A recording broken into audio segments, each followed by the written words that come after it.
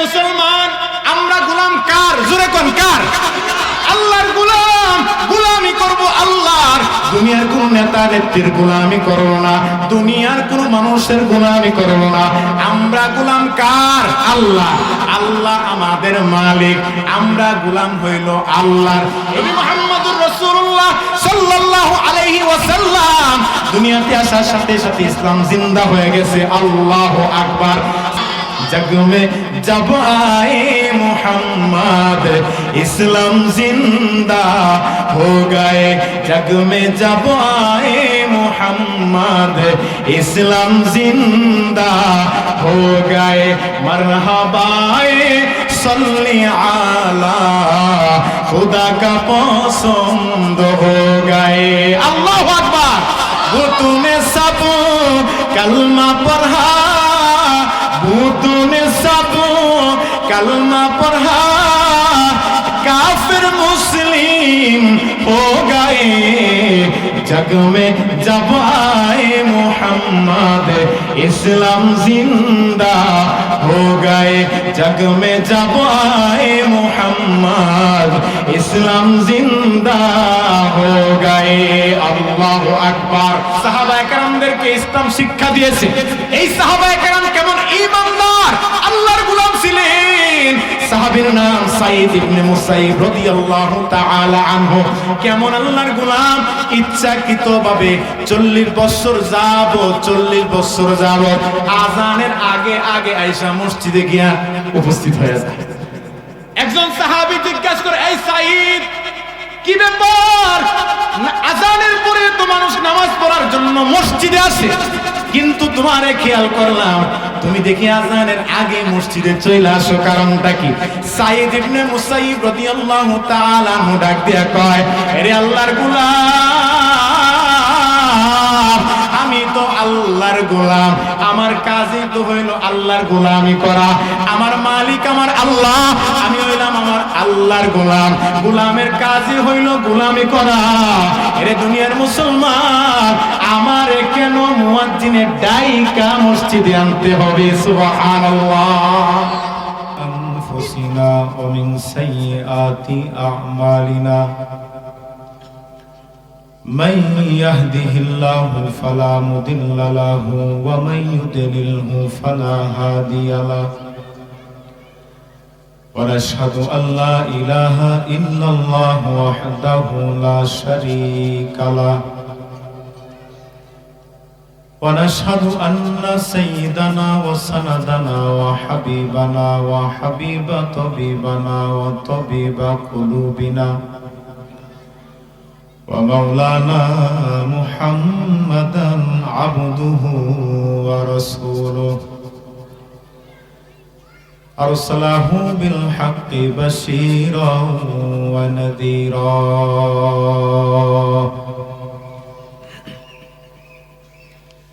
وداعيا إلى الله بإذنه وسراجا منيرا أما بعد فأعوذ بالله من الشيطان الرجيم بسم الله الرحمن الرحيم كل نفس ذائقة الموت قال رسول الله صلى الله عليه وسلم كفى بالموت واعظا صدق الله مولانا العظيم وصدق رسوله النبي الكريم ونحن على ذلك لمن الشاهدين والشاكرين والحمد لله رب العالمين যে মাহজুরি বরা আমুদ জানে আলম যে মাহজুরি বরা আমুদ জানে আলম तरहम या नबी अल्लाह तरहम आखिरे रहमतल लिल आलमीन आखिरे रहमतल लिल आलमीन जे महरूमा चरा गाफिल नशीनी जे महरूमा चरा गाफिल नशीनी बरु आवर सिराज बरदायमानी बरु आवर सिराज बरदायमानी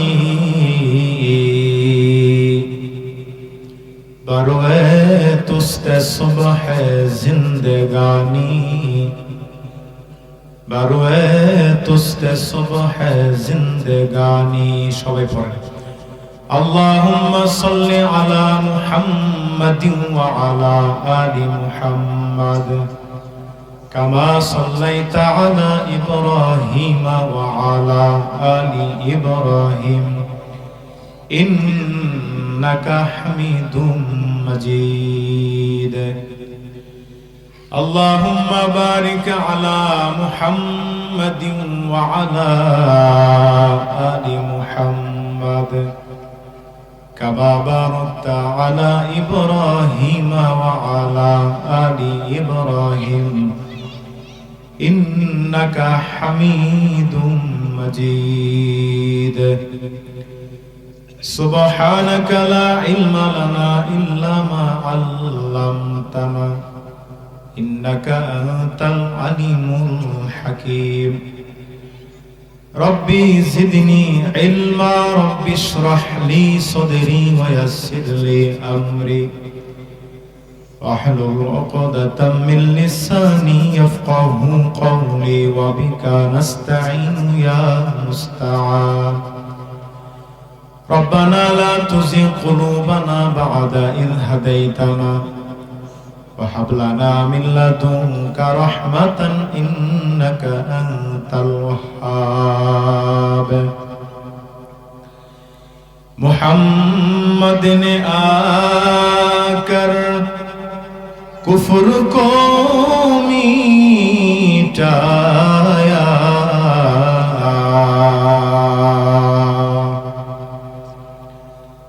मुहम्मद ने आकर कुफ्र को मिटाया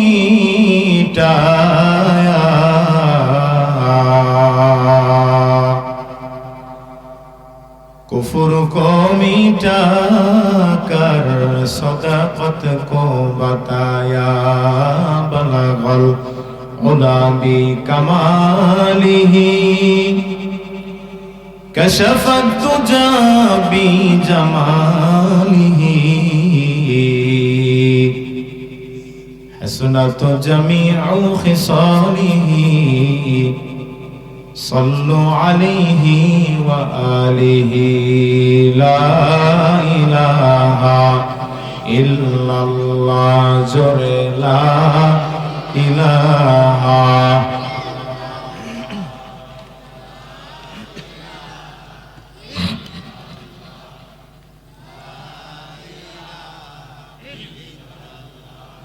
जोरे ला इलाहा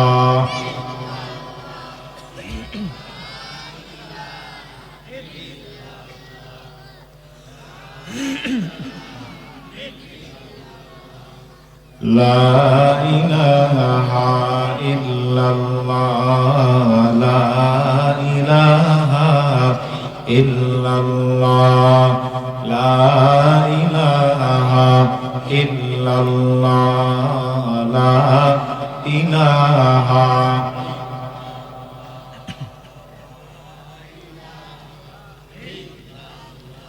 जोरे ला इलाहा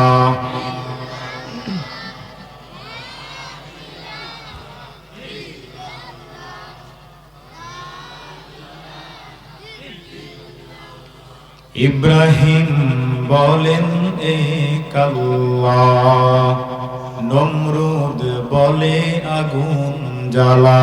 বলেন ইব্রাহিম বলেন এক আল্লাহ, নমরুদ বলে আগুন জ্বালা। আল্লাহ বলেন ও জিবরাইল খুলে দাও জান্নাতের তালা। লা ইলাহা ইল্লাল্লাহ, জোরে লা ইলাহা।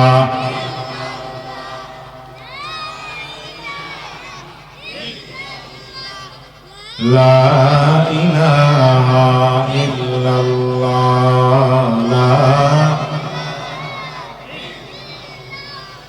লা ইলাহা ইল্লাল্লাহ মুহাম্মাদুর রাসূলুল্লাহ সাল্লাল্লাহু আলাইহি ওয়াসাল্লাম। আলহামদুলিল্লাহ। সৈয়দা আকরামুন্নেসা ইসলামিয়া হাফেজিয়া মাদ্রাসার উদ্যোগে হাফেজ ছাত্রদের প্রাকৃতিক প্রদান উপলক্ষে বাৎসরিক ওয়াজ মাহফিল এর সভাপতি উলামায়ে কেরাম, বিশেষ অতিথি, প্রধান অতিথি সহ আমার সামনে উপবিষ্ট মুরব্বিয়ানে কেরাম, যুবক ভাইয়েরা, পর্দার অন্তরালের মা ও বোনেরা, আল্লাহ তাআলা এমন একটা জান্নাতের বাগানে আসার বসার তৌফিক দান করেছেন। এই জন্য আমরা খুশি না বেজার? আওয়াজটা কিন্তু খুশি হয় নাই, মানুষের খুশিতে নাচে। এই খুশি না বেজার? সত্যি খুশি হয়ে থাকেন তাইলে দিল খুলে, জবান খুলে একটু কালিমাতুশ শুকর আদায় করে বলি আলহামদুলিল্লাহ। আচ্ছা বলেন তো, চুরের আওয়াজ আস্তে হয় না জোরে হয়? কেন? জোরে বলে তো ধরা হয় না। মুসলমান চুরের জাতি না, মুসলমান বীরের জাতি। আওয়াজ হবে বীরের মতো জোরে, কোন ঠিক কিনা? আপনাদের আওয়াজ কেমন আমি একটু দেখতে চাই। নারায়ে তাকবীর, নারায়ে তাকবীর। শেষ পর্যন্ত থাকবেন তো ইনশাআল্লাহ? আল্লাহর হাত উঠায় দেখায় দেন কে কে থাকবেন না। মাশাআল্লাহ। আরে মুসলমান, প্রথম যে একটা ঠেলা খাইছেন না, এই ঠেলার কথা মনে রেখেন, বুঝে শুনে জবাব দেন। কি কন? আমগুলো হুজুগে বাঙালি, হুজুগে বাঙালি। ঠেলার লগে লগে যায়, এরপর হাই হাই বুট দিতে চাইছিলাম, দানের শেষে দিয়া লাইছি দি নৌকায়। বুঝে শুনে কয়েন নাকি? শোনেন, এক বক্তা ওয়াজ করে, কে কে জাহান্নামে যাবেন হাত উঠান। এক মুরব্বী ঘুমের থেকে হাত উঠাইছে। এই সবাই কিন্তু ওয়াজ শুনতে আসে না, মসজিদে সবাই নামাজ পড়তে যায় না, কিছু কিছু মুসল্লি সেই যা জুতা চুরি করতেও যায়। কথা কোন ঠিক কিনা? সবাই মসজিদে নামাজ পড়তে যায় না, কিছু কিছু মানুষ তো সপ্তাহে একবার জুমার দিন যায়। ইমাম সাহেব আর মুসল্লিদের বড় বড় যারা এই সদস্যের মধ্যে পদে আছে, ওরা ইমাম সাহেবের ভুল দরবার লেগে যায়। কথা কোন? এমন বুজুর্গ মনে আপনার এলাকায় নাই, থাকলে ভালো কথা। মুরব্বী ঘুমের তুইটা হাত উঠাইছে, এখন শ্রোতাও হাসে, বক্তাও হাসে। ওই লোকে তো পুরা বুকা হয়ে গেছে। বক্তায় জিগায়, কিও চাচা হাত উঠাইলেন কেন? আমনে না হাত উঠাইতে কইছেন? আমি তো বলছি কে কে জাহান্নামে যাবেন হাত উঠান। আপনি কি জাহান্নামে যাবেন? দূর মিয়া, ইচ্ছা করে গুতা খাই কেডা? বুঝা শুনে হাত উঠান, পারবো তো ইনশাআল্লাহ? হ্যাঁ, শেষ পর্যন্ত কে কে থাকবেন হাত উঠান। নারায়ে তাকবীর। আল্লাহ আমাদের সবাইকে কবুল করে নেন, সবাই বলি আমিন। আরো জোরে বলেন আমিন। মাশাআল্লাহ। আপনারা রাগ হইলেন আমার লগে? ঘুমটা ভাঙলাম, ঘুমটা ভাঙাই দিলাম। তোমাদের কথা কওয়া শেষ হয়েছে, মাঝখানে আর ডিস্টার্ব করবে না, ঠিক আছে? মুরব্বী যারা আছেন খেয়াল করবেন, আর আমার সাথে একটু জবাব দেন। শোনেন, বয়ান শুরু করার আগে একটা কথা বলে নেই। আমার সামনে অনেক বাবার বয়সী মুরব্বীরা আছেন, দাদার বয়সী মুরব্বীরা আছেন। আমি আপনাদের সন্তানের মতো, কারো নাতির মতো। কিন্তু মানেন আর না মানেন, যতক্ষণ বয়ান শুনবেন আমি কিন্তু আপনাদের উস্তাদ। এবং উস্তাদ যদি মানেন, আমি আপনাদেরকে শাসন করার অধিকারও রাখি। মাঝে মধ্যে ধমক দিব, এটা আপনাদের মাইনে নিতে হবে। যদি কোন হুজুরে আমগো লাগায় আমগো ধমকাত হয়ে গেল গা, তাইলে আপনি ছাত্র আর যোগ্য। বুঝেন তো? বুঝেন তো? এই খেতাবালি সরো, একটু পরে ঘুমায় যাইবা। বউ যদি জিগায় কি বয়ান শুনে এসে পরে কইতে পারবা না। অনেক মানুষ আছে বাসায় শাশি জিগায় কেউ কি বয়ান শুনে আইছেন, বয়ান কি শুনছি এটা মনে নাই, হুজুরের সুর ডাকিতা সুর না শুনি। আল্লাহ আমাদেরকে বুঝার তৌফিক দান করেন, সবাই বলি আমিন। আরো জোরে কোন আমিন। এমন জান্নাতের এই বাগানে আল্লাহ তাআলা সবাইকে আসার তৌফিক দেন না। আল্লাহ তাআলা যাদেরকে মহব্বত করেন, ভালোবাসেন, তাদেরকে এমন জান্নাতি একটা পরিবেশে আসার তৌফিক দান করেন। আবারও বলেন আলহামদুলিল্লাহ। গোটা পৃথিবীর মধ্যে আল্লাহ তাআলা যত মাখলুকাত সৃষ্টি করেছেন, সমস্ত মাখলুকাতের মধ্যে সর্বশ্রেষ্ঠ জীবের নাম হচ্ছে মানুষ। এই কথা বুঝেন, আমার কথা বুঝেন কি বুঝেন না, একটু হা বা না কইেন। আমার আবার অভ্যাস খারাপ, আমি মরা মানুষের সামনে কথা কইতে পারি না। আপনারা যে বাইচে আছেন একটু বইলেন, এই বাইচে আছেন তো ইনশাআল্লাহ? হাত উঠান তো দিয়ে, কে কে মরে গেছেন?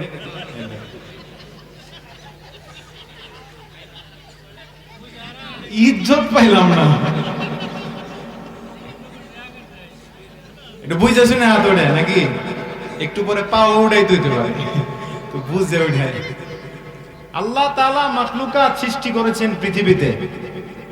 আমি কিন্তু জিজ্ঞেস করব, কারে জিজ্ঞেস করি বলা যায় না, খাস করে জিজ্ঞাসা করব।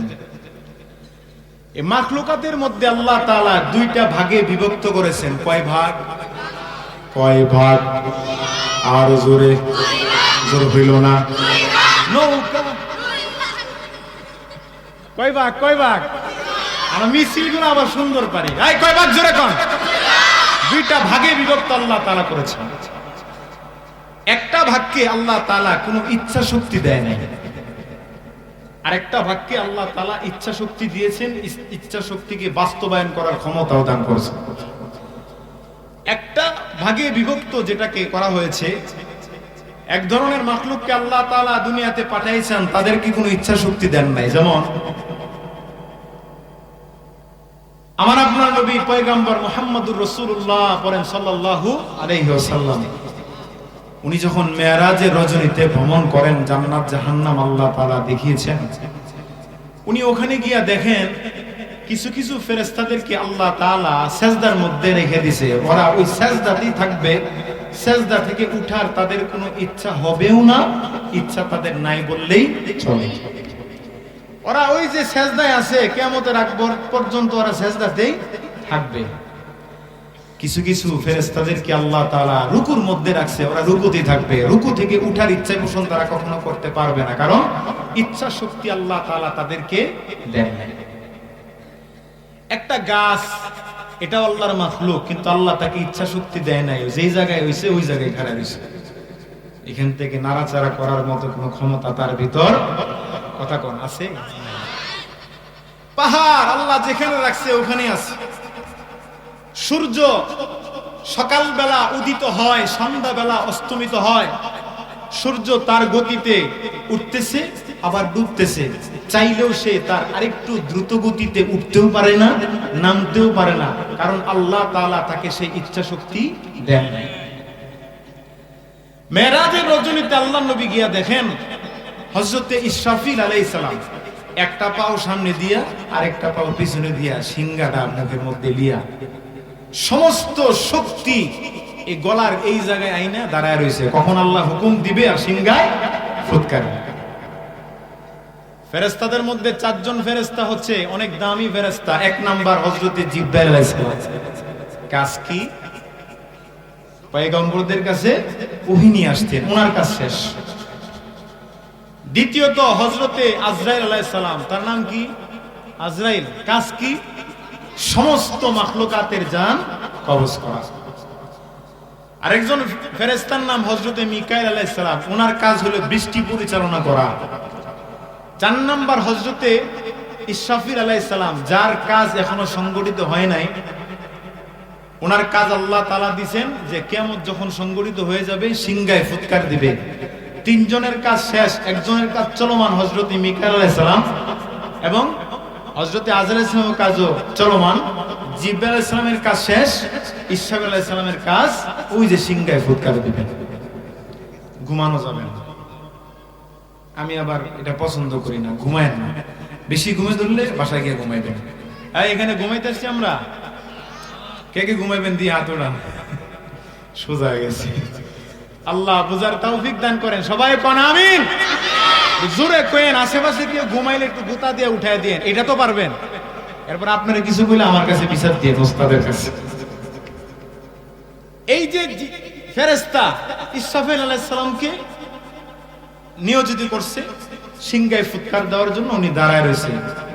উনি চাইলে যে কিয়ামত তো এই বহুত দূর কা বাত হয়, অনেক দূরের কথা, বাঁশিটা একটু নিচে রেখে একটু জিরায় রইলেন। এই যে একটু জিরাবে, অথবা আমাদেরকে কেউ যদি বলে ভাই এই বোতলটা নিয়ে একটু দাঁড়ায় থাকো কতক্ষণ, ওই লোকটা আসা পর্যন্ত যদি দেখি আসে না, আমি আমার এই স্থলাভিষিক্ত আরেকজনের দিয়ে ঘুমাম, একটু ধরেন আমি আইতেছি। এই ইচ্ছা শক্তিটুকু তাদের ভিতরে নাই। কথাগুলা বুঝেন, দিলের কান দিয়ে একটু শুনেন। এই ইচ্ছা শক্তিটুকু আল্লাহ তাআলা ফেরেশতাদেরকে দেন নাই। গাছপালা, নদী নালা, পাহাড় পর্বত, এগুলোর মধ্যে কোনো ইচ্ছা শক্তি নাই। আল্লাহ যেভাবে নিয়োজিত করছেন ওভাবে পয়রা রয়েছে। তবে ইচ্ছা শক্তি দান করছে আবার মানুষকে, গরু ছাগলকে। গরু ছাগলকে আবার ইচ্ছা শক্তি দিছেন, তবে এই ইচ্ছা শক্তিকে বাস্তবায়ন করার মতো ক্ষমতা আল্লাহ দেন। মনিব যদি গরুটারে বাইদা রাখে এক জায়গায়, ওই জায়গার মধ্যে সে বসে থাকে। এখান থেকে নাড়াচাড়া করার মতো ইচ্ছা বা শক্তি তার কথা কোন আছে নাই। কিন্তু এই গরুটাকে যদি ওখান থেকে রশি থেকে ছেড়ে দেওয়া হয়, সে তার মনের মতো সে যেখানে ইচ্ছা সেখানে সে ঘোরাফেরা করে ছুটতে পারে। কিন্তু মনিব যখন আবার বাইদা রাখে, এই গরুর ক্ষমতা নাই ওই জায়গা থেকে ছোটার। তার মানে আল্লাহ তাআলা গরু ছাগলকে ইচ্ছা শক্তি দিয়েছেন ঠিক, কিন্তু এই ইচ্ছা শক্তিকে বাস্তবায়ন করার ক্ষমতা আমার আল্লাহ দেন নাই। মনিব যখন গাভীর দুধ দহন করে বাজারে বিক্রি করে দেয়, মনিব যখন গাভী থেকে দুধটা দহন করে, তো গাভীরও মনে চায় দুধ যেন কিছু আমার মনিব আমার বাচ্চা বাছুরটা লেগে রাখে। কিন্তু সে বলতে পারে না, মনিব আমার এই বাচ্চাটার জন্য একটু দুধ অবশিষ্ট রাখেন, সেজন্য খাইতে পারে। সম্পূর্ণ দুধ আপনি বাজারে নিয়ে বিক্রি করেন না। ইচ্ছা শক্তি আছে বলার, কিন্তু বাস্তবায়ন করার ক্ষমতা এই গাভীটার নাই। জোরে কোন ঠিক কিনা? মানুষকে আল্লাহ তাআলা ইচ্ছা শক্তি দান করেছেন। শুধু ইচ্ছা শক্তি দান করেছেন শুধু তাই নয়, মানুষ আবার এই ইচ্ছা শক্তিকে বাস্তবায়ন করে। নিজের ইচ্ছা যখন যা মনে চায় তাই করে। ইচ্ছা শক্তি আমার আল্লাহ তাআলা দান করেছেন। এই ইচ্ছা শক্তি দ্বারা মানুষ কি করে? ইবাদত বন্দেগী করে। 50 বছর হায়াত পায় অনেকে, 5 ওয়াক্ত নামাজের 1 ওয়াক্ত পড়ে না, ইচ্ছা করে। ইচ্ছা করে নামাজ পড়ে না। মানুষকে আল্লাহ তাআলা ইচ্ছা শক্তি দান করেছে। ইচ্ছা হইছে পয়সা পয়সা গাঁজা খায়, ইচ্ছা হইছে পয়সা পয়সা বিড়ি টানে, ইচ্ছা হইছে পয়সা পয়সা মদ খায়, ইচ্ছা হইছে জিনার কাজে লিপ্ত হয়ে যায়, ব্যভিচার করে। ইচ্ছা কইরা এসে ইবাদত বন্দেগী করে না। আমার আল্লাহ ইচ্ছা শক্তি দান করেছেন নিজের ইচ্ছায় কিছু করার জন্য নয়। আমার আল্লাহ ইচ্ছা শক্তি দান করেছেন আমার আল্লাহর পছন্দনীয় কাজগুলা করার জন্য। জোরে কোন ঠিক কিনা? আল্লাহ যেগুলা পছন্দ করেন ওই কাজগুলো আল্লাহ তাআলা বান্দাকে করতে বলেছেন। এইজন্য নবীজি সাল্লাল্লাহু আলাইহি ওয়াসাল্লাম বলেছেন, আল কাইসু মান দানা নাফসাহু ওয়া আমিলা বিমা বাদাল মাউত। যে বুদ্ধিমান তো ওই মানুষগুলাই যারা কাজ করে আল্লাহর পছন্দনীয় কাজ। কারণ নবীজি বলেছেন, যার জীবনটা তুমি যেভাবে কাটাবা তোমার মরণটাও ঠিক সেই হালতই হবে। সুদ খাইতে খাইতে যদি তুমি জীবনটারে চালাও, মরণটাও তোমার এই সুদ খাওয়া অবস্থায় হবে। জীবনটা যদি দুর্নীতি করতে করতে কাটাও, তো জীবনের শেষ মুহূর্তে এসে দুর্নীতিবাজ হয়ে তুমি মরবা। মিথ্যা কথা বলতে বলতে অভ্যস্ত হয়ে গেছো, তো এই মিথ্যাবাদী সাব্যস্ত হয়ে তুমি মারা যাবা। আর যদি নামাজি হয়ে মারা যাও, আমার নবীজি বলেন, ও বান্দা তুমি মরতে দেরি হবে, কিন্তু আমার আল্লাহ তোমারে জান্নাতি করতে দেরি করবে না। সুবহানাল্লাহ। ইচ্ছা শক্তি দান করেছেন, নিজের ইচ্ছায় চলার জন্য নয়, আল্লাহ তাআলার পছন্দনীয় কাজগুলা আল্লাহর পছন্দে নিজ ইচ্ছায় পালন করার নাম হচ্ছে ঈমানদার মুসলমান। জোরে করতে। আর এমন তো অনেকে আছে, মুরব্বী হয়ে গেছে, ৬০-৭০ বছর বয়স, ওযুটাও ঠিক মতো করতে পারে না, এই ইচ্ছা পোষণ করে না যে ইমাম সাহেবের কাছে গিয়ে ওযুটা শিখবো। আছে না নাই? আপনাদের এলাকার মানুষ সব ফেরেশতা, আমগো নেত্রকোনার কথা কইতেছে, আছে না নাই? কালিমা তৈয়বাটা ঠিক মতো পড়তে জানে না, কালিমা শাহাদাত ঠিক মতো পড়তে জানে না, ইমাম সাহেবের কাছে গিয়া লজ্জায় বলেও না। কেন বলে না? কই ইমাম সাহেব বলবে যে হ্যাঁ এত বছর বয়স হয়ে গেছে এখনো ঠিক মতো কালিমাটা পড়তে জানে না, আমি লজ্জা পাবো না, এই জন্য ইমাম সাহেবের কাছে গিয়া শিখার ইচ্ছা পোষণ সে করে। অথচ এই একটা লজ্জা, এই লজ্জার কারণে নবীর চাচা আবু তালেব জাহান্নামে। শোনেন, আজীবন শুনে আসছেন আবু জাহেল, আবু জাহেল। আবু জাহেল কিন্তু নবীর আপন চাচা না। আবু তালেব, আবু লাহাব আপন চাচা। কথা বুঝাইতে পারছি? আবু জাহেল ছিল প্রতিবেশী চাচা। আবু তালেব উনি একটা গোত্রের নেতা ছিলেন, প্রকাশ্যে আরবের লোকেরা নবীকে কষ্ট দিতে পারত না। আবু তালেব যখন মৃত্যুর মুখোমুখি চলে আসছে, তখন আমার আপনার নবী মুহাম্মদুর রাসূলুল্লাহ সাল্লাল্লাহু আলাইহি ওয়াসাল্লাম আবু তালেবকে কয়, চাচা আপনি শুধু এইটুকু পড়েন যে লা ইলাহা ইল্লাল্লাহ, আল্লাহ ছাড়া কোনো মাবুদ নাই, মুহাম্মদুর রাসূলুল্লাহ বলার আপনার দরকার নাই, এটা হাশরের ময়দানে আমি আমার আল্লাহর লগে বুঝা নেব। আপনি শুধু এইটুকু বলেন যে লা ইলাহা ইল্লাল্লাহ। আবু তালেব কয়, এ ভাতিজা মুহাম্মদ, আল্লাহ একজন আছে এটা আমি জানি, এই মুহূর্তে যদি আমি মুসলমান হয়ে যাই, আমার গোত্রের লোকেরা বলবে যে আবু তালেব জীবনের শেষ মুহূর্তে আইসা অন্তিম কালে তার পালিত সন্তানের ধর্ম গ্রহণ করছে। লজ্জা পাবে, এই লজ্জার বশবর্তী হয়ে সে মুসলমান হয় নাই, যার কারণে ক্ষতি হয়েছে কি, জাহান্নামের খাতায় তার নাম উঠাইছে। নবী বলেন, আমার চাচা আবু তালেবকে জাহান্নামের সর্বনিম্ন শাস্তিটুকু দেওয়া হবে। সর্বনিম্ন শাস্তি কি? এক জোড়া আগুনের জুতা পরায় দেওয়া হবে। এই জুতার গরমটা এমন হবে মাথার মগজগুলা টকবক টকবক করে ফুটতে থাকবে। আবু তালেব মনে করবে যে জাহান্নামের সর্বোচ্চ শাস্তিটুকু হয়তো আল্লাহ আমারে দিছে। কয়দিন বাঁচবেন? এই কথা কোন, কয়দিন বাঁচবেন? গ্যারান্টি ওয়ারেন্টি আছে? আইজোরা কোন আছে না নাই? দুনিয়াতে আসছেন সিরিয়াল আছে, যাওয়ার কোনো সিরিয়াল নাই। অনেক দাদা এবং নানাদের কাঁধে নাতিদের লাশ, বাবার কাঁধে সন্তানের লাশ, বড় ভাইয়ের কাঁধে ছোট ভাইয়ের লাশ, আছে না নাই? যেরকম কত এই দুনিয়ার মায়ায় পড়ে, কত এই দুনিয়ার মায়ায় পড়ে করছো কত বাহানা, এই যে নয় তোর আসল বাড়ি, কবরে যে তোর আসল ঠিকানা, এই যে নয় তোর আসল বাড়ি, কবরে যে তোর আসল ঠিকানা।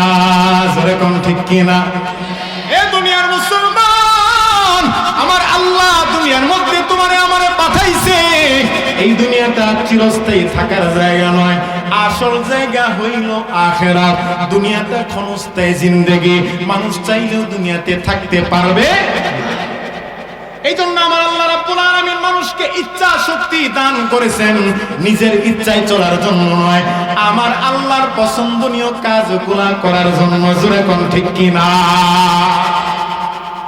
আবু হানিফা রাহমাতুল্লাহি আলাইহি চার মাযহাবের এক ইমাম, যে ইমামকে আমরা অনুসরণ করি, আবু হানিফা রাহমাতুল্লাহি আলাইহি, এমনও দিন গেছে এক রাকাত নামাজের মধ্যে গোটা কুরআন শরীফ খতম করছে।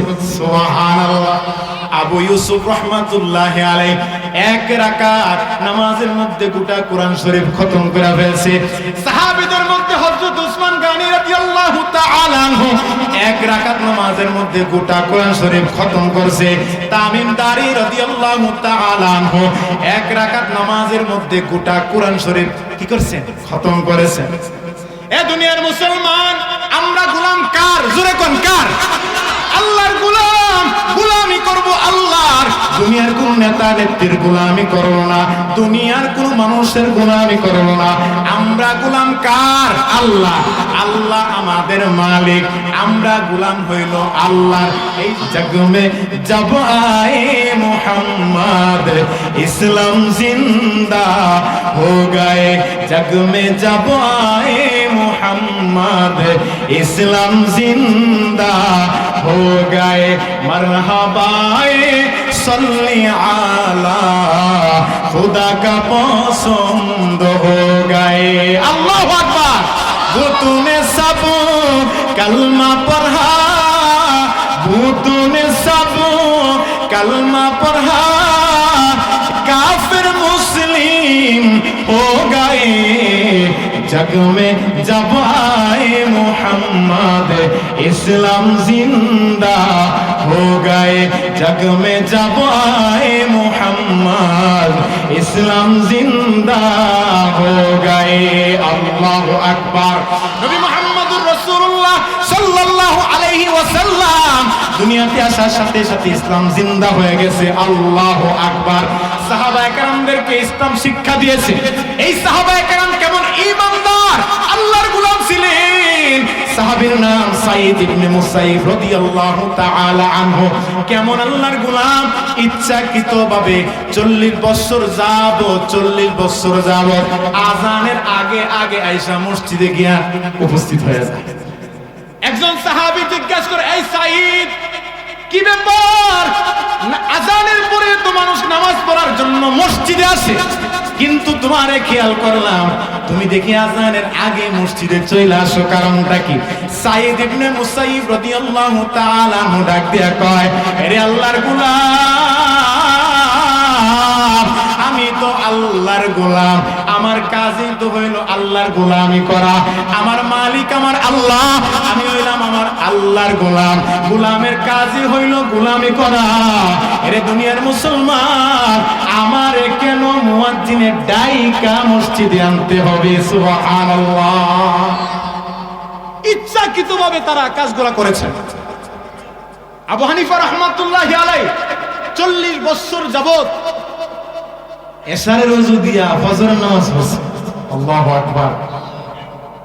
এশারের ওযু দিয়া ফজরের নামাজ আদায় করেছেন। আর আমরা কি করি? এই 5 ওয়াক্ত নামাজ তো বহু দূর কা বাত হয়, নামাজের দ্বারে গেছেও যায় না। জোরে কোন ঠিক কি না? জিজ্ঞেস করলে তো হুজুর সূরা কেরাত তো ঠিকমতো পড়তে পারি না, ওযুটাও ঠিকমতো পারি না, এই জন্য মসজিদে যাওয়া হয় না আর কি। আচ্ছা বলেন, এই কথা বলে কি আল্লাহ তাআলার কাছে ছাড় পাওয়া সম্ভব?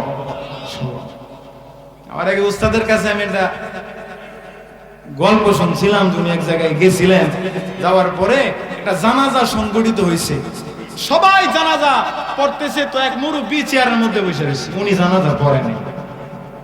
উস্তাদ বলেন, আমি মনে করছি যে উনি হয়তো অসুস্থ, এই জন্য আমাদের সাথে জানাজায় অংশগ্রহণ করতে পারে নাই। নামাজের পরে তারা জিজ্ঞাসা করা হলো যে কি ব্যাপার, আপনি জানাজা পড়েন নাই কেন? এই যে হুজুররা খালি ব্যাস লাগায়। কি কয়? হুজুররা ব্যাস লাগায়। হুজুররা ব্যাস লাগায় না, বরং হুজুররা ব্যাস ঠুকায়। জোরে কোন ঠিক কি না? হুজুররা ব্যাস লাগায় না, ব্যাস ছুটায়।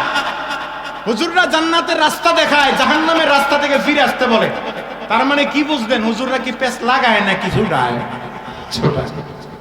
কেমনে ছুটাইলাম, কেমনে ব্যাস লাগাইলাম? আপনি কি জানেন না জানাজার নামাজ হইল ফরজে কিফায়া? এই মহল্লার কিছু সংখ্যক লোক আদায় করলে হয়ে যায়, সবার পড়ার দরকার নাই, লাগে আমি পড়ি নাই। কি যুক্তি, শয়তানের যুক্তি কি দেখছেন?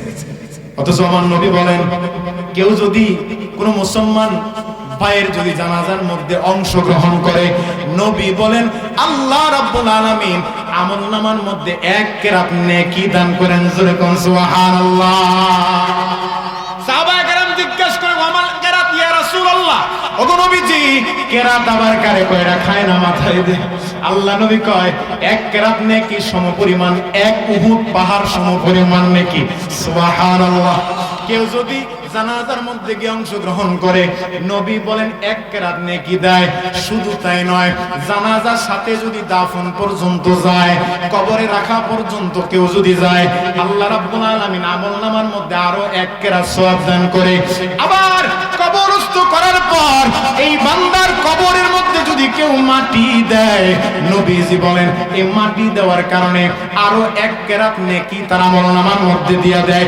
বোঝা গেল এই তিনটা কাজ যদি কেউ করে, জানাজা অংশগ্রহণ করে, দাফন করা পর্যন্ত কবরে যায়, 3 নাম্বার কবরের উপর যদি কেউ মাটি দেয়, আমার আল্লাহ 3টা উহুদ পাহাড় সম পরিমাণ নেকি বান্দার আমলনামার মধ্যে দিয়া দেয়।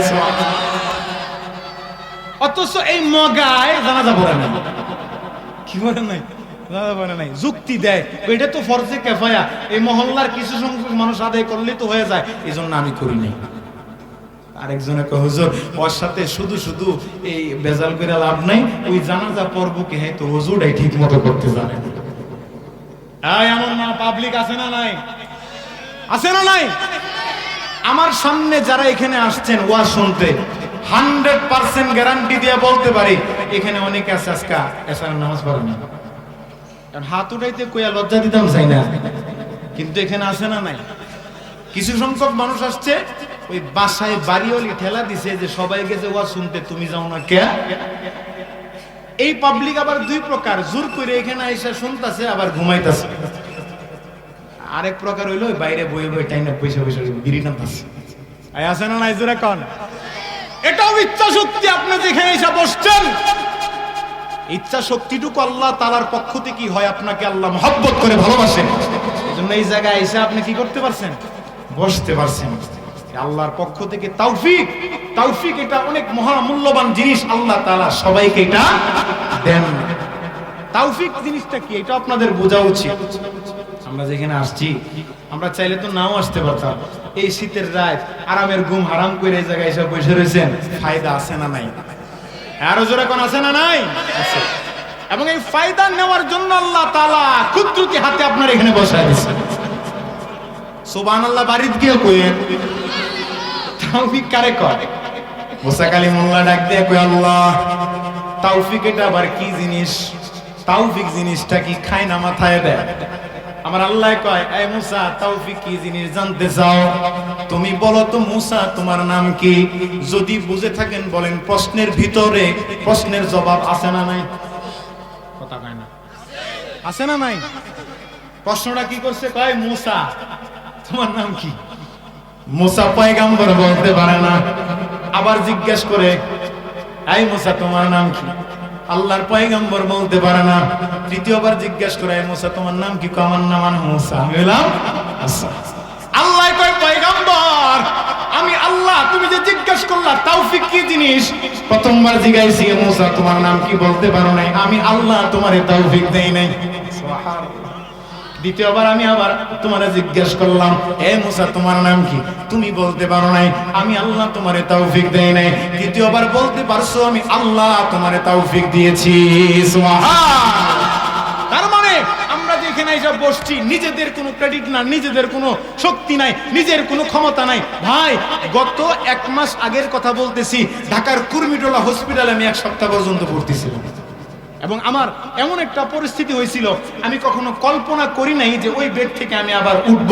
আমি এটা ভাবছি হয়তোবা জীবনের শেষ মুহূর্তটা, শেষ নিঃশ্বাসটুকু হাসপাতালে শেষ। কারণ কি জানেন? হাসপাতাল পৃথিবীর মধ্যে সবথেকে জঘন্য জায়গা। এই জায়গায় সুস্থ মানুষ গেলেও অসুস্থ হয়ে যায়। আমি যখন গেছি ভাই হাসপাতালে, কিন্তু এক রোগে রুগী না, অনেক রোগে আক্রান্ত রোগী। যখন আমি দেখলাম আমার এই পাশে এক লোক ফজরের নামাজের পরে মরে গেছে, জোহরের পরে দেখলাম ওইখানে একটা শেষ, আসরের আগে আরেকটা শেষ, মাগরিবের পরে আরেকটা শেষ। আমি তো দেখি শেষ। কথা কয় না। এমন মনে হইতেছে আজরাইলটা মানে এই ঘরের ভিতরে ঘুরতেছে, কোন সময় ধরবো আমার, এমন মনে হয় না? হায়াত মৌতের মালিক কে? আরো আসতে কর, হায়াতের মালিক কে? মৌতের মালিক কে? সবকিছুর মালিক যদি আল্লাহ হয়ে যায়, তাইলে নামাজ পড়বেন কার লেগা? রোজা রাখবেন কার জন্য? সুদ খাবেন কার জন্য? আই হা, ইন্না সলাতি ওয়া নুসুকি ওয়া মাহইয়ায়া ওয়া মামাতি লিল্লাহি রাব্বিল আলামিন। এই কালামে জিন্দা কুরআনে হাকীম হিকমতে ও লা ইয়াজালাসতু কাদিম জামিউল ইলম ফিল কুরআনে হাকীম তাকাসারদ আনহু আফহামুর রিজালিন তাকাসারদ আনহু আফহামুর রিজালিন। আল্লাহু আকবার। আমার নামাজ আল্লাহর জন্য, আমার কুরবানি আল্লাহর জন্য, আমার হায়াত আল্লাহর জন্য, আমার মওত আল্লাহর জন্য। সবকিছু কার জন্য? জোরে কোন? আল্লাহর জন্য। অতএব আমরা যা কিছু করব কার জন্য করব? আল্লাহর জন্য। অনেকে আছে আজকে সারা নামাজ পড়ে নাই, আবার কয় হুজুর সারা রাত আজকে ওয়াজ চলবো, এ হইল নামাজ পড়, বুঝায় যায় এই সারা রাত ওয়াজ শুই না, বাসায় গিয়ে ঘুমাইবো, নামাজ পড়বো না, দোষ দিব বক্তা। কথা কয় না, করে বলে নামাজ পড়তে পারে নাই। জোরে কোন ঠিক কিনা? আর নামাজ পড়বেন তো, কবরে যাইতে হবে তো। অতএব ইচ্ছাকৃতভাবে যে সমস্ত কাজগুলা করার নিজের ইচ্ছাই করব না, আল্লাহ তাআলা যেটাকে পছন্দ করেছেন, আল্লাহর পছন্দ অনুযায়ী কাজগুলা করব, পারবো তো ইনশাআল্লাহ। অনেক কাফিররা রাসূল সাল্লাল্লাহু আলাইহি সাল্লামের জবানের কথা শুনে মুসলমান হয়ে গেছে, আবার নবীজির চেহারা মোবারক দেখে মুসলমান হয়ে গেছে। ইচ্ছাকৃত নাকি অনিচ্ছাকৃত? আর জোরে কোন না রে ভাই, রাগ করলে কোন রেখে দেই? ইচ্ছাকৃত নাকি অনিচ্ছাকৃত? ইচ্ছাকৃত। এই মজার ঘটনা শুনেন। একজন সাহাবী তখনও পর্যন্ত মুসলমান হয় নাই, মাঠে গেছে ভেড়া চরানোর জন্য। সাহাবায়ে কেরামদেরকে নিয়ে নবীজি মাঠে দাঁড়ায় রয়েছে। রাখাল দূর থেকে দেখে এই তো পয়গম্বর মুহাম্মদ। আল্লাহু আকবার। তখনও পর্যন্ত মুসলমান হয় নাই। এই সাহাবী নবীর কাছে এসে কয়, গো নবী পয়গম্বর মুহাম্মদ, আমি যদি এই মুহূর্তে মুসলমান হয়ে যাই, কালিমা পড়ি, তাইলে আমার লাভটা কি? নবী বলেন, তুমি যদি এই মুহূর্তে মুসলমান হও, কালিমা পড়া যদি তুমি মুসলমান হয়ে যাও, আমার আল্লাহ তোমার জিন্দেগীর গুনাহ খাতাগুলোকে maaf করে দিবে। সত্যি? হ্যাঁ সত্যি। তাইলে আমার এই মুহূর্তে কালিমা পড়ায়া মুসলমান বানায়া দেন। সুবহানাল্লাহ। মুসলমানি হুয়াত গরদান নেহাদান এনানে খুদ বদশতে খাজাদান গর্ব সুরত আদমি ইনসাফ দে আহমদবু জাহলো হামে কে সাবুদে আহমদবু জাহলো হামে কে সাবুদে। আল্লাহু আকবার। সাহাবী কয়, ইয়া রাসূলুল্লাহ, আমার জীবনের গুনাহ maaf কর। হ্যাঁ, সব maaf, A to Z। আল্লাহ তাআলা জিন্দেগীর গুনাহগুলোকে অল ডিলিট করে দিয়েছেন। সুবহানাল্লাহ। আপনারা এই জায়গায় কি করেন? আমরা যুদ্ধে যাওয়ার জন্য মুজাহিদ বাহিনীদেরকে আমরা রেডি করতেছি। সুবহানাল্লাহ। এই যুবক ফজরের নামাজের পরে গিয়া মুসলমান হইছে। মজার ঘটনা, ইয়া রাসূলুল্লাহ, আপনাদের সাথে আমিও জিহাদে অংশগ্রহণ করব। আল্লাহ নবী কয়, জিহাদে অংশগ্রহণ করবা, তোমার মালিকের বেড়াগুলো তোমার মালিকের কাছে দিয়ে আসো। তাইলে একটু দাঁড়ান আমার লেগে। ঠিক আছে। যুবক এই বেড়ার মালিকের কাছে গিয়া বেড়াগুলা জমা দিয়া আবার আসছে। মজার ঘটনা, মজার ঘটনা শোনেন না। ফজরের নামাজের পর মুসলমান হইছে, জোহরের নামাজের আগে এই যুবক যুদ্ধের ময়দানে গিয়া শহীদ হয়ে গেছে। ওমা সাল্লাহ মা সামা ওমা সাল্লাহ, এক ওয়াক্ত নামাজও পড়ে নাই, একটা রোজাও রাখে নাই, কিন্তু জান্নাতি। সুবহানাল্লাহ। মজার ঘটনা না? ফজরের পরে মুসলমান হইছে, জোহরের নামাজ পড়ার আগে মরে গেছে, জিহাদের ময়দানে গিয়ে আল্লাহর দ্বীনকে জমিনের মধ্যে জিন্দা করার জন্য কাফেরদের সাথে লইরা শহীদ হয়ে গেছে। এই মরণটা দেখে আল্লাহ নিজেও মুস্কি মুস্কি হাসে, নবীজিও হাসে। সাহাবায়ে কেরাম কয়, ইয়া রাসূলুল্লাহ হাসেন কারণটা কি? আমি হাসতেছো এটা দেখো, তোমরা কি জানো আমার আল্লাহ হাসতেছে? তো কেন হাসে? ওমা সোমা মা সাল্লাহ, এক ওয়াক্ত নামাজও পড়ে নাই, একটা রোজাও রাখে নাই, কিন্তু মুসলমান হইছে, কালিমা পড়ছে, গুনাহ মাফ, জিহাদের ময়দানে গিয়া শহীদ হয়ে গেছে। আমার আল্লাহ তারে বিনা হিসাবে জান্নাত দিয়ে দিয়েছে। এই যে কোন এই লোকে যে মুসলমান হইছে, ওরে কি কেউ শিখাই দিছে? কথা কয় না। আপনাকে সুবহানাল্লাহ কইতে শিখাই দিত কে? কথা কয় না। বাউল শিল্পীরা গান গায় না? বাউল শিল্পীরা আপনার এলাকা মনে নাই? আল্লাহ হেদায়েত দান করে সবাই করে আমিন। বাউল শিল্পী যখন গান গায়, আমি আউলা বাউলা পাগলা মানুষ মরলাম প্রেমের বিষে, আমি আউলা বাউলা পাগলা মানুষ মরলাম প্রেমের বিষে, ওরে বৈরাগী বানাইলো আমায় গো সখী মনের মানুষে। পিছের একটা করে ও এরে কি কেউ শিখাই দিছে? মানে জুস উঠছে, জুসের ঠেলে একটা ও মাইরা দিছে। কথা কোন ঠিক কি না? আচ্ছা, ওরা তো কেউ শিখাই দেয় না, আপনি করে এই সুবহানাল্লাহ বলার জন্য শিখাই দিতে হয় কেন? আপনারা বলেন সুবহানাল্লাহ, আলহামদুলিল্লাহ, লা ইলাহা ইল্লাল্লাহ, আল্লাহু আকবার, এই ছোট্ট ছোট্ট বাক্যগুলা বলার মতো এর চেয়ে সুন্দর জায়গা পৃথিবীর বুকে আর কোথাও পাবেন? তাহলে আপনাকে শিখাই দিতে হয় কেন লেগে? গত 16-17 বছর যাবত রাস্তার মধ্যে গিয়ে আল্লাহু আকবারের ধ্বনি দিলেই আওয়ামী লীগের এই কুত্তা বাহিনীগুলো মনে করতো এমন জামাত ইসলাম বা বিএনপি করে ওরে ধর। কথা কয় না। আমি কি সব আওয়ামী লীগ লয়ে বইছি? জোরে কর না কেন? ওরা নাস্তিক ছিল, শেখ হাসিনা নাস্তিক, প্রকাশ্যে বলছি নাস্তিক। কেন নাস্তিক? কারণ আল্লাহু আকবারের ধ্বনি শুনলেও তার অন্তর কেঁপে উঠতো। জোরে কোন ঠিক কিনা? এই বদমাইশটা যখন বাক্সে পলায়া, ওর ওই ঘরের ভিতরে মদের বোতল পাওয়া গেছে। ইসলামে মদ হালাল না হারাম? হ্যাঁ, তাহলে মুসলমান হলো কেমনে? মুসলমান কিভাবে হইল? ওর ঘরের ভিতরে যায় নামাজ পাইলাম না, পাইছি মদের বোতল। আল্লাহ আমাদেরকে এই সমস্ত নোংরা রাজনীতি থেকে আমাদেরকে হেফাজত করেন। জোরে কোন আমিন। রাজনীতি কোন আলোচনা করার জন্য এখানে বসি নাই। আওয়ামী লীগ হন, বিএনপি হন, জামাত ইসলাম হন, যে কোনো ধর্মের লোক হোক না কেন, এটা মাহফিলের প্যান্ডেল, এটা কোন রাজনৈতিক মঞ্চ নয়। এখানে আমরা আসছি এক আল্লাহর জন্য, এক নবীর জন্য, কোরআন হাদিসের জন্য, কোন নেতা নেত্রীর জন্য আসি নাই। জোরে কোন ঠিক কিনা?